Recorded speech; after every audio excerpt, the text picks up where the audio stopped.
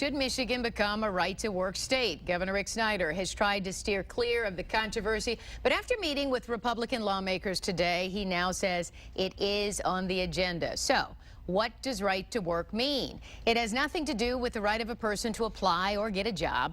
Right to work laws do not require workers to join the unions at their workplace. They also would not be required to pay union dues.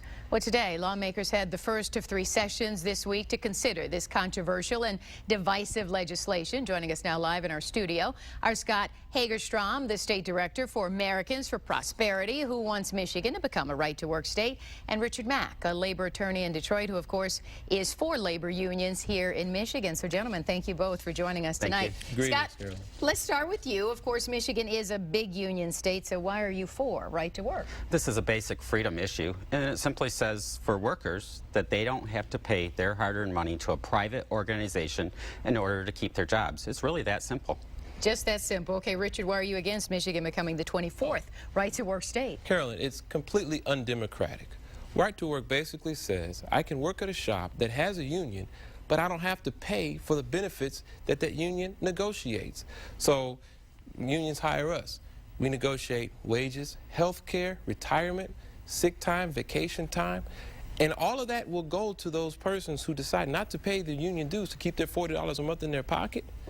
But if they get fired, they get to call the union, and the union still has to represent them. It's completely undemocratic. It's as if, Carolyn, you lived in a community that voted for a millage, a police millage, can increase your taxes to pay a little bit for police on the streets, and I decide I don't want to pay that tax. Right to work theory says I don't have to pay that tax, but I still get to call the police, and they still have to come and arrest my bad guys. It's undemocratic.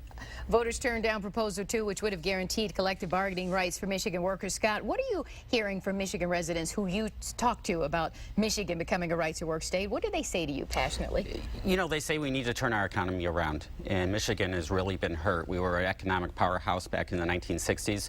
Just in the past 4 years, median household income has gone from $53,000 to $48,000.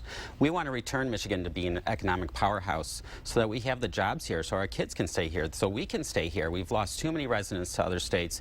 This is about creating jobs. 72% of all new jobs in this country since 2009 have been created in right-to-work states. This is a valuable tool to bring jobs, but more importantly, this is about freedom. Freedom of the individual employee to decide where their hard-earned money goes. Richard, some people argue unions are preventing investment here in Michigan. Do you agree? Oh, that's silly. It's right to work for less.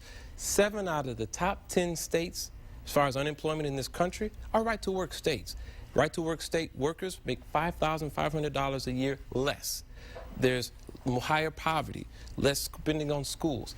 Look at where the states are. They're in the South and in the West. Do we want to become the Mississippi of the North? Absolutely not. And one question I'd like to ask Scott, conservatives, especially Americans for Prosperity and all the rest, they stand on the mantra, we're not going to have you get something for nothing. Well, I'd ask, how is it that we stand on that mantra, something for nothing is out, except for when there's an opportunity to weaken unions in Michigan here in the state, where we would agree, Americans for Prosperity or the rest, that it's okay to work and get something, the union benefits, without having to pay for them. That's a free rider concept, and it's wrong and it's undemocratic. And I'd like to know how Americans for Prosperity will justify that hypocrisy. Scott, do you want to react to that? Yeah, he's mixing his metaphors. He's talking about federal law that does not allow employees to pick their representation. We're talking about a basic freedom issue.